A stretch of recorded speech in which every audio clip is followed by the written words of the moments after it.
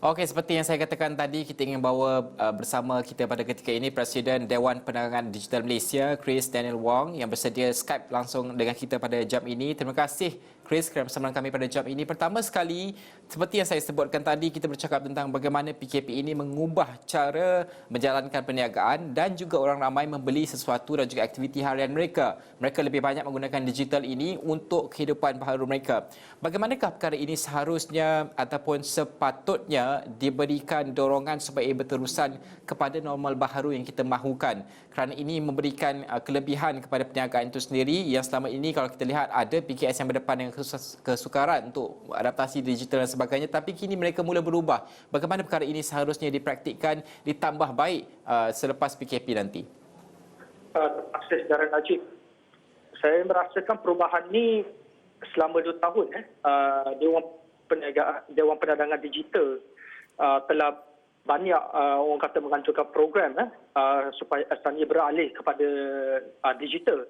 Tetapi dalam masa yang singkat 2 bulan ni berbanding dengan 2 tahun lepas, kita nampak ramai peniaga SME yang terpaksa merubah kepada talian digital kerana norma baru ini. Minggu lepas pihak MDEC telah menganjurkan event e-dagang di mana ramai SME telah dijemput untuk orang kata melihat kepada norma baru ini, di mana mereka digalakkan secara berterusan menggunakan talian digital untuk memangkin perniagaan mereka. Dalam masa terdekat ni, dalam masa 6 bulan ni, kita lihat bahawa masih tiada vaksin lagi seperti yang mana pakar-pakar perubatan sebut. Jadi dalam masa 6 bulan ni, pihak SME juga kena banyakkan menghadiri kelas-kelas atas talian supaya mereka sentiasa dapat belajar bagaimana menggunakan social media marketing, bagaimana menggunakan platform untuk menjual barang-barang mereka, dan juga latihan-latihan skill-skill yang perlu digunakan mereka, terutamanya skill SKU. Ramai peniaga tersebut nak memaparkan barangan mereka di atas talian, contoh di atas platform, contoh seperti di Lazada ataupun di Shopee. Tetapi mereka tiada skill untuk orang kata memaparkan barangan SKU mereka. Skill tersebut seperti skill fotografi, seperti skill menulis tentang butiran produk mereka. Jadi skill-skill ini boleh dipelajari sebab banyak persatuan, terutamanya persatuan kami, MDCC, yang mengajar skill-skill tersebut tiap-tiap minggu.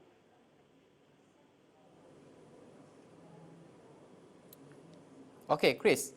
Kalau boleh kita bercakap tentang bukan sahaja tentang ahli perniagaan itu menyediakan ataupun berniaga menggunakan digital. Kita juga ingin melihat kepada perhubungan antara ahli perniagaan itu, perusahaan itu dengan pelanggan. Kalau kita lihat sebelum ini, kita bercakap tentang e-wallet. Ini sangat penting kerana dalam keadaan COVID-19 ini kita bercakap kurangkan sentuhan. Bermakna transaksi pembayaran itu perlu dalam bentuk digital dan sebagainya. Ini juga perlu diadaptasi oleh pengusaha sendiri yang menyediakan QR code sebagai contoh mudah. Ini sekecil-kecilnya lah, kedai runcit dan sebagainya boleh mula mengadaptasi cara pembayaran digital sebegini supaya lebih ramai orang mudah untuk melakukan pembayaran tanpa melakukan sentuhan wang sebenar dan sebagainya, kan? Bagaimana ini seharusnya dipraktikkan dengan lebih meluas lagi?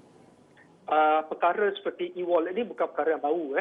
Kita lihat di negara China sepertinya, ramai orang di China menggunakan e-wallet seperti Alipay dan juga WeChat Pay.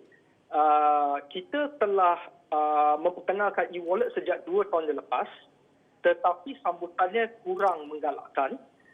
Oleh kerana PKP yang telah dilaksanakan oleh pihak kerajaan, kita lihat banyak perniagaan yang telah giat menggunakan e-wallet, tetapi di pasaraya rata-ratanya e-wallet masih tidak dipakai secara meluas. Ramai pelanggan yang memakai kredit kad secara WavePay, PayWave, kredit kad secara PayWave. Jadi ini adalah salah satu bentuk orang kata tanpa mata wang juga, tanpa nilai wang yang sebenar, wang kertas yang sebenar. Jadi dalam masa 6 bulan ni saya lihat ramai banyak pengusaha e-wallet yang sedang giat orang kata on board supaya pelanggan menggunakan e-wallet mereka. Dan saya juga lihat banyak pengusaha e-wallet yang memberikan orang kata promosi seperti diskaun RM5, seperti diskaun 10% dan sebagainya untuk menggalakkan lebih ramai. Jadi kita kena galakkan terutamanya pasar tani, pasar pagi dan juga pasar malam apabila mereka kembali beroperasi, dan juga pasar basah seperti di Selayang ataupun pasar-pasar basah di kawasan perumahan agar mereka juga menggunakan e-wallet. Chris, kita melihat kepada fokus kerajaan sejak pelaksanaan PKP ini adalah membantu rakyat dan juga perniagaan. Kita lihat pakej prihatin itu membantu mereka, tetapi pada masa kini kita melihat bergerak ke hadapan. Apa lagi fokus kerajaan seharusnya tertumpu kepada perniagaan ini? Apa yang perlu dilakukan? Apa yang mereka mahukan? Apa yang mereka harapkan daripada kerajaan untuk mereka tumpukan dalam keadaan yang sukar ini supaya dapat menyokong mereka dalam tempoh yang sukar ini? Saya rasa perkara utama ialah pada 18 Mei ni apabila Parlimen bersidang, antara cadangan baru yang akan dibawa ke Parlimen, kalau tidak silap saya lah, adalah Akta COVID-19. Rata-ratanya pengusaha SME terutamanya dan juga pengusaha perniagaan besar-besaran memerlukan Akta COVID-19 ini. Akta COVID-19 ini pernah saya sebut, di mana antara polisi ini adalah untuk membantu pengusaha supaya mereka dapat moratorium, tidak membayar setengah-setengah kos yang diperlukan, terutamanya kos sewaan di shopping mall dan juga kos-kos yang lain seperti EPF dan SOKSO. Jadi para peniaga sekarang ini memerlukan kestabilan politik yang lebih daripada dahulunya. Saya selaku orang kata ahli perniagaan juga mewakili ahli-ahli saya yang terutamanya daripada TKS ingin merayu kepada ahli-ahli politik tersebut supaya membawa polisi yang dapat membantu rakyat. Kita lihat dalam masa seminggu ni selepas PKP fasa ke-5, ke-6 di mana PKP dilonggarkan, ahli politik mengetengahkan kembali orang kata isu-isu politik mereka. Memang kita faham ahli politik memang main politik. Tetapi pada masa PKP sekarang ni di mana kita masih tidak dapat menemui vaksin untuk COVID-19, kita kena ketengahkan polisi yang dapat membantu rakyat. Bukannya polisi untuk menukar kerajaan.